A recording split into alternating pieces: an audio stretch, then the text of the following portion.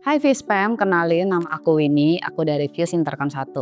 Hari ini kita mau sama-sama belajar topik yang penting bagi kehidupan kita, yaitu mengenai integritas dan karakter. Sebelum belajar, kita sama-sama doa dulu ya. Tuhan, terima kasih atas kesempatan yang Kau berikan kepada kami, sehingga kami dapat mendengarkan firman-Mu. Tolong berikan kami hati yang mau diajar, pikiran yang fokus dan telinga yang peka akan suara-Mu, sehingga kami tahu dengan jelas apa yang Kau mau beritahukan kepada kami. Terima kasih Tuhan, hanya di dalam nama Tuhan Yesus Kristus kami berdoa dan mengucap syukur. Amin. Nah, hari ini kita mau belajar 3 poin penting yang mengenai integritas dan karakter dari seekor binatang yang sering kita temui. Binatang ini sangat kecil, namun kita dapat belajar banyak dari dia. Sebelumnya kita sama-sama belajar dulu ayatnya di Amsal 6 ayat 6-9. Hai pemalas, pergilah kepada semut. Perhatikanlah lakunya dan jadilah bijak. Biarpun tidak ada pemimpinnya, pengaturnya dan penguasanya, ia menyediakan rotinya di musim panas dan mengumpulkan makanannya pada waktu panen. Hai pemalas, sampai berapa lama engkau berbaring? Kapan engkau akan bangun dari tidur? Yes, hari ini kita mau belajar dari seekor semut.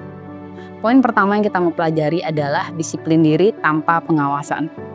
Kita bisa lihat di ayat 6 dan ayat 7 yang mengatakan bahwa semut bekerja keras mengumpulkan makanannya walaupun tidak ada pemimpin yang lihat. Semut itu tidak menunggu perintah, tidak perlu diawasi dan tidak bergantung pada kehadiran pemimpin untuk tetap aktif dan bertanggung jawab. Ia tetap inisiatif, tetap bergerak dan tetap bekerja keras. Inilah gambaran nyata dari disiplin pribadi yang bukan karena tekanan tapi karena kesadaran diri sendiri. Nah, tadi kan dikatakan bahwa semut itu tetap bekerja keras tanpa dilihat pemimpin.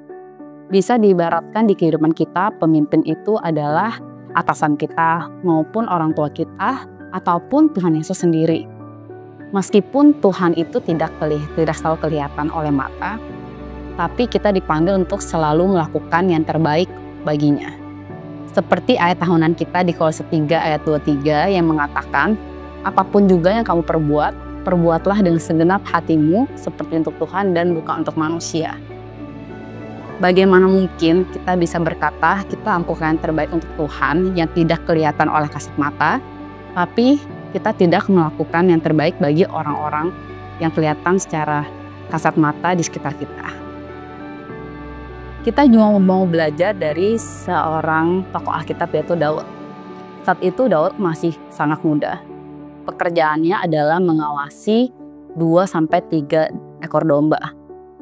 Meskipun tanggung jawabnya kelihatan kecil ya dan mudah karena dia hanya mengembalakan 2-3 domba aja. Tapi dia tetap melakukan yang terbaik sampai tidak ada satupun domba yang lepas dari pengawasannya. Bahkan dia melakukan lebih dari apa yang diharapkan. Sampai-sampai dia bisa melawan singa dan beruang demi domba-dombanya itu. Aku yakin saat kita melakukan yang terbaik dalam diri kita, pasti Tuhan akan bantu dan memperbesar kapasitas dalam diri kita. So, jangan sampai kita sendiri yang membatasi potensi yang sudah Tuhan tanamkan dari diri kita, tapi lakukanlah dengan sungguh-sungguh apapun yang sudah Tuhan percayakan untuk kita. Poin kedua yang kita bisa pelajari dari semut adalah ketekunan dan perencanaan. Kita lihat di ayat ke-8 bahwa semut tetap menyediakan makanannya di musim panas dan mengumpulkan makanannya di waktu panen. Bukan di saat waktu krisis ataupun waktu yang mendesak. Ini mengajarkan kepada kita bahwa orang yang berkarakter baik tidak akan menunda pekerjaannya atau hanya bekerja saat waktunya mepet atau mendesak. Tidak menunda-nunda pekerjaan itu sangatlah penting, apalagi kalau pekerjaan tersebut bergantung dan berhubungan dengan orang lain. Karena keterlambatan bisa merugikan banyak pihak. Tuhan memanggil kita untuk mengasihi sesama kita seperti diri kita sendiri, termasuk menghargai waktu sesama kita. Setiap pekerjaan yang dilakukan dengan sepenuh hati pasti disertai perencanaan.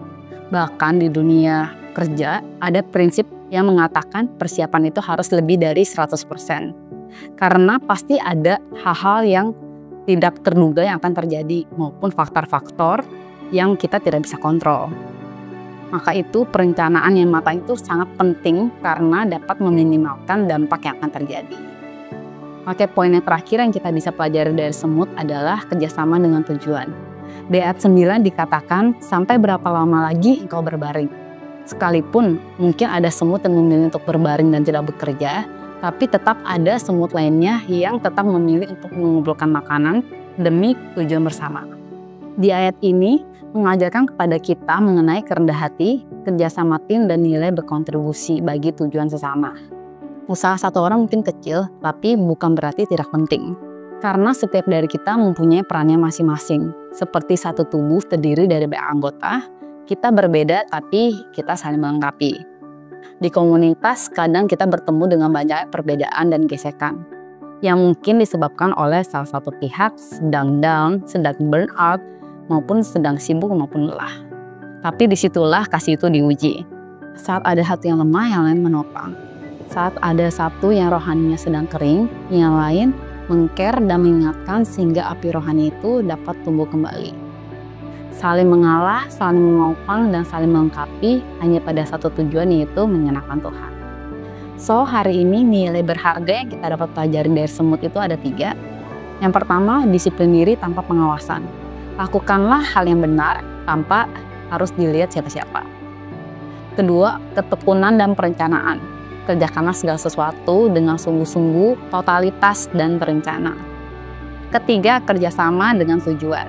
Kita dipanggil untuk saling bekerja sama, saling menopang, dan saling melengkapi untuk satu tujuan, yaitu untuk menyenangkan Tuhan. Itu aja sharing dari aku. Terima kasih dan Tuhan Yesus memberkati.